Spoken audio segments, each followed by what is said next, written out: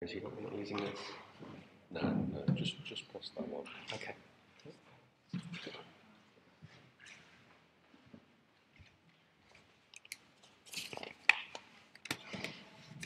Does it matter where I rustle my papers? No. Might take the staple out. Hello everybody. Thanks for making it back after lunch. Thanks to Martin for the invitation. Martin's asked me to return to an essay I published, I think probably 6 years ago now, and I haven't had much chance to think about it since, but it seems suited to the topics of this event. What I'm proposing to do is talk about Walter Benjamin's pretty much last essay, which he wrote in 1939 and wasn't published until after his death, his essay on the concept of history. He himself warned against its publication in a letter to Gretel Adorno for fear of the misunderstandings it would generate. And I offer that here as a sort of preemptory warning against what I'm about to do, because it's really unclear where this would have gone as a project. It was intimately connected with his attempt to write the history of the 19th century Parisian arcades. And that project was not completed. It's left us at the moment in a series of folders with lots of clippings and images and things all tidied together. But what I'm going to try and push today is an idea about where it could have gone and what he was working on as his the touchstone for his thinking. And so what I'm going to try and do is read this essay quite seriously. It tends to have been disrupted a bit by his reputation as a literary critic, so it tends to be read more stylistically or figuratively or poetically, but I want to take seriously the idea that there may be a new philosophy of historical time lurking within its brief passages. And the claim I'm going to make is that the central concept of Yatesite, which you translate in English as now time, is the attempt to translate Marcel Proust's notion of the mémoire involontaire, the involuntary memory, from the terrain of the novel to the historical terrain. So there's an attempt to say that Walter Benjamin's Arcades project was an attempt to write history along the lines of à la recherche des temps perdus, the remembrance of things past. And this is quite perhaps why it became such a complicated, unfinished project, because that ambition is in a certain sense a folly in itself. I'll cite a selection of textual references to make this claim, but my main warrant lies in biography. It's one of the novelties of, one of the peculiarities of intellectual disciplines is that very few people know that in 1925, at the early stages of his shifting affiliation to communism, Benjamin was commissioned to translate into German Proust's À la recherche de temps perdu in conjunction with Franz Hessel. Only the early volumes appeared before the publisher went bust. And it's clear that Benjamin was never a Marxist, but I take this to be perhaps the most interesting idea, that he was reaching for Proust to supplement what he saw as problems in actually existing contemporary communism in the 1930s. So if Proust's À la recherche is an attempt to produce experience synthetically under damaged modern conditions, then Benjamin's historiography sought to produce historico-political experience synthetically under conditions of increasing barbarism. And I mean this reference to the synthetic to gloss what you have in the abstract about constructing time. So Benjamin inherited a general Kantian framework, which he shared with neo-Kantianism, pragmatism, Lebensphilosophie, and phenomenology. And Benjamin's other essays address, gather, and trace various forms of intuition and temporality as the universality of transcendental experience is put to the test. So in Naples, Moscow, Berlin, space is intuited differently. The gambler, the flaneur, the collector temporalize experience in distinct modes as quasi-sociological types. But time has another meaning, and it also references historical time and ideas of world historical trajectory, classically taken to orient experience and action. And here, political action is the main theme of this problem that he aspires in communism. I'm going to address the latter, these latter as ideas in the Kantian sense, and it's ideas about historical time which form the promontory from which Benjamin attacks classical Marxism. So insofar as they orient experience in political action, Benjamin took the communist movement to be hamstrung by ideas of progressive advancement, as though future time were empty instants to be filled. It is the thought that they are to win in the end that marks a theology ill-suited to the situation they were facing with rampant Nazism and fascism. So, I quote, "It is faith in progress, the belief that history is on their side, that has corrupted the German working class." That's thesis 11 from the concept of history. So it's their faith in progress that is the problem, that they'll win in the end. The task is then construction. What ideas does a successful revolution need? Ideas that relate not just to history, but historical time. A modernist, Benjamin sought as a philosophical task the production of synthetic or artificial ideas that would be better suited to the obstacles facing successful intervention in the 1930s. A new historical materialism had to be built on ideas of catastrophe, which would be the counter-idea to progress, and what he termed now-time, Yatesite, the counter-idea to a linear time of moments, empty units that would come and be left behind in the passage through time and history. The value then of his new ideas would have to be justified pragmatically after the fact. They would have led to a successful political intervention. Yeah. So my first quote here is taken from one of the folders, folder N, of the Arcades project. It may be considered one of the methodological objectives of this work to demonstrate a historical materialism which has annihilated within itself the idea of progress. Just here, historical materialism has every reason to distinguish itself from bourgeois habits of thought.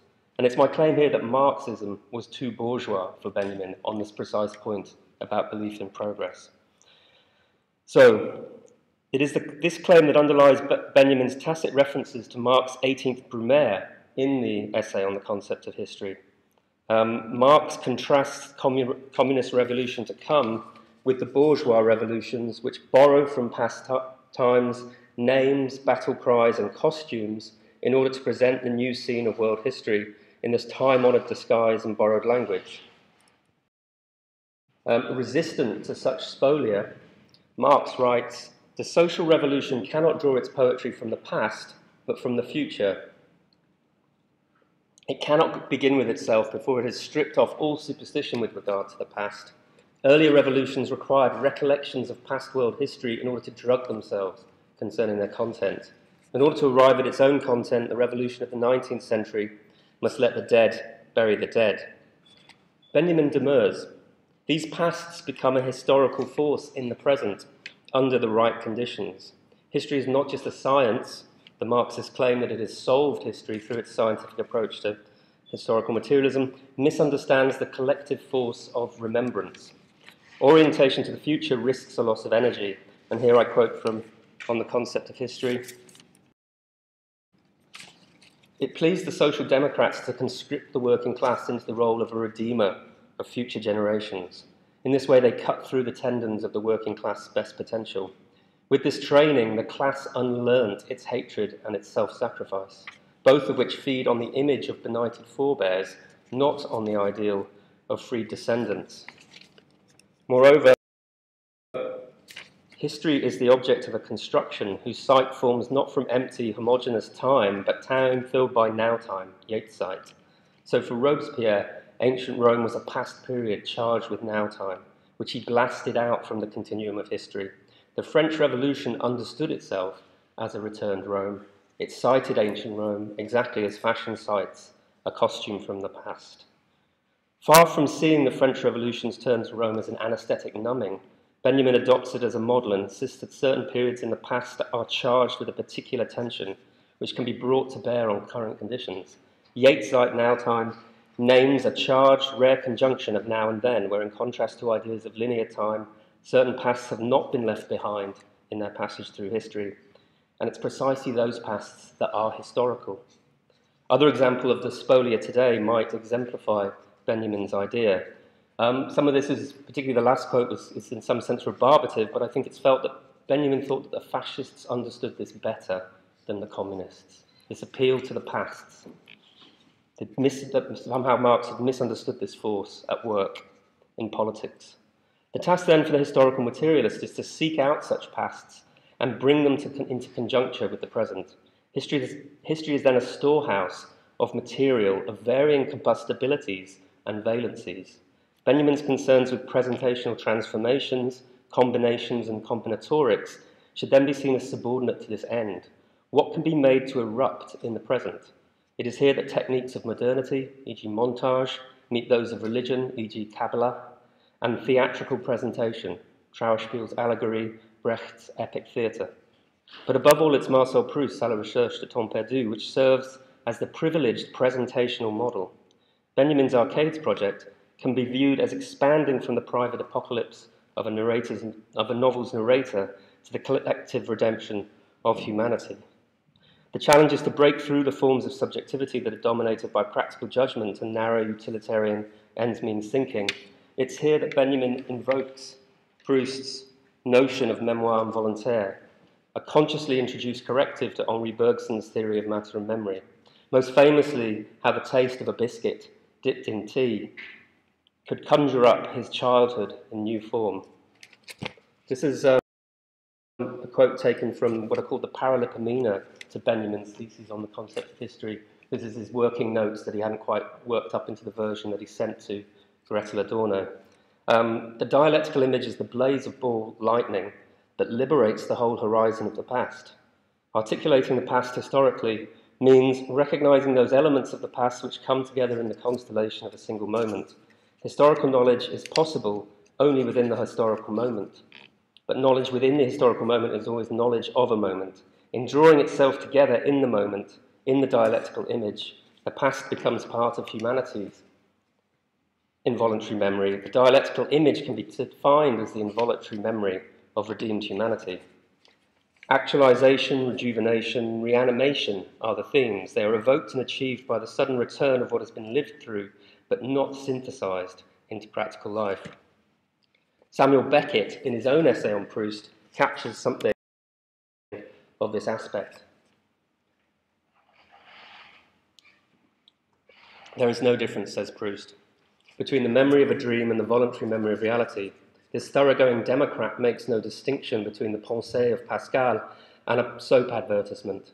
In fact, if habit is the goddess of dullness, involuntary memory is explosive, an immediate, total, and delicious deflagration.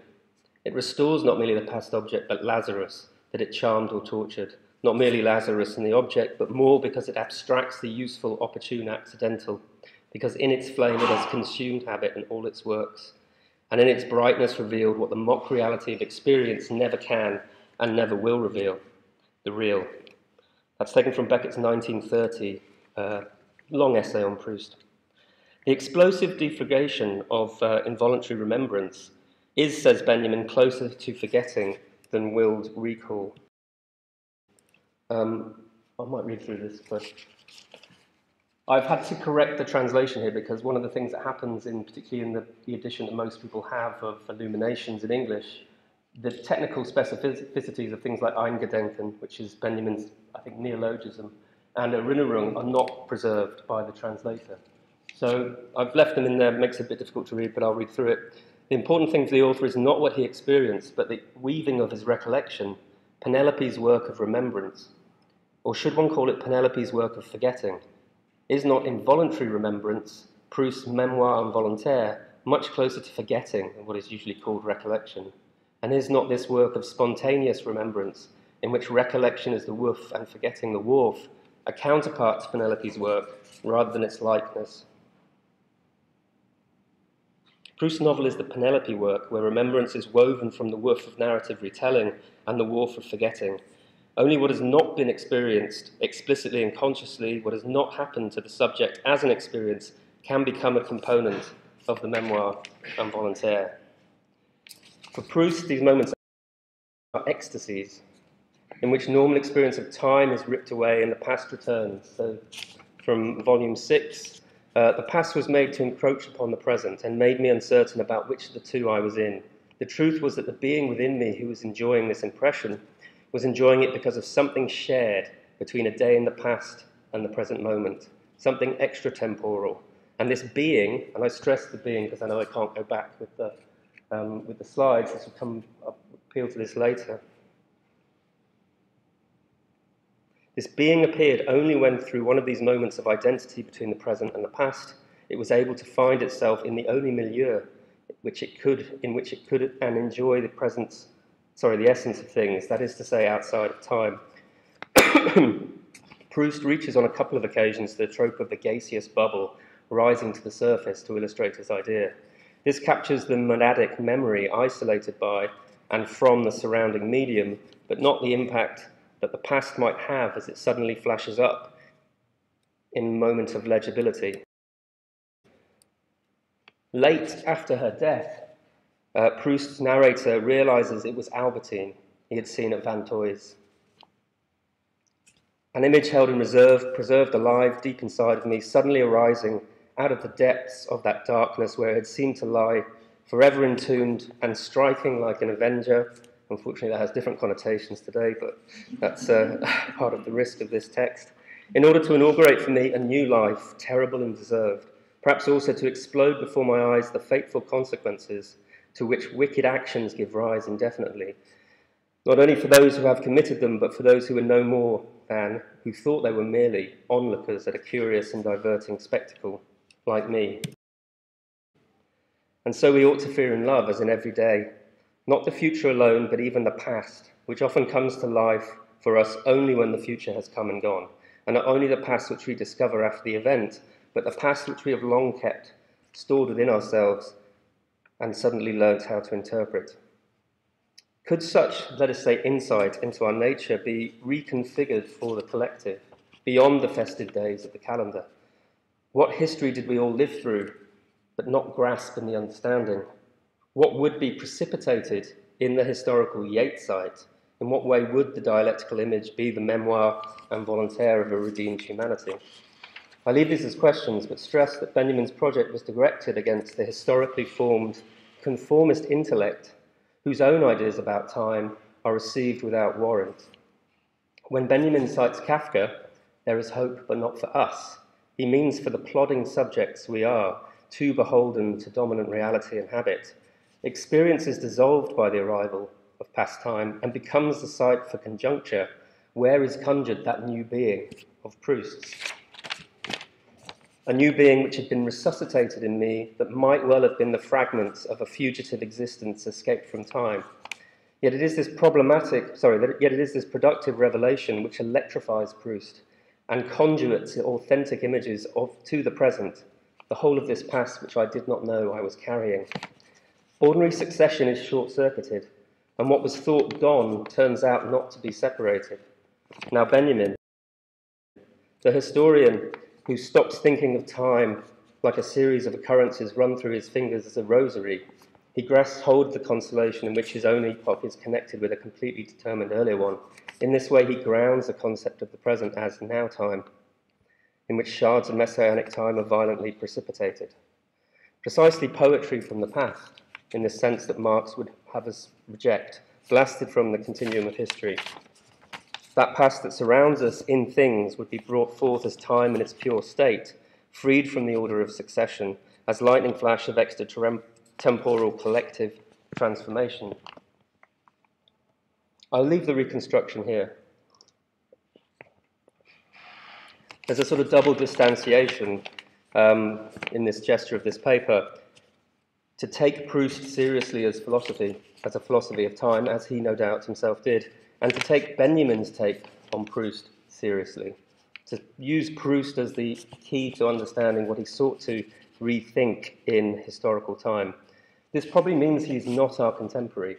This Proustian communism is not some garb that we could probably adopt today as a stance to promote political action. It's an index of our changed times in a certain sense, the loss of political possibility.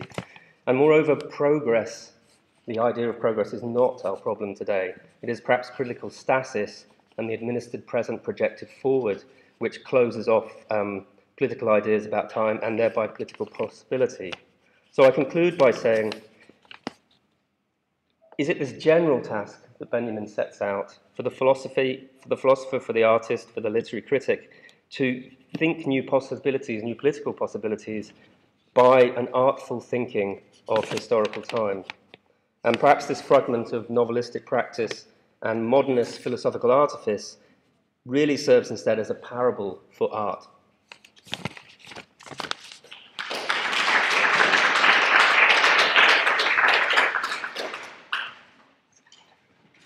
Thank you very much indeed.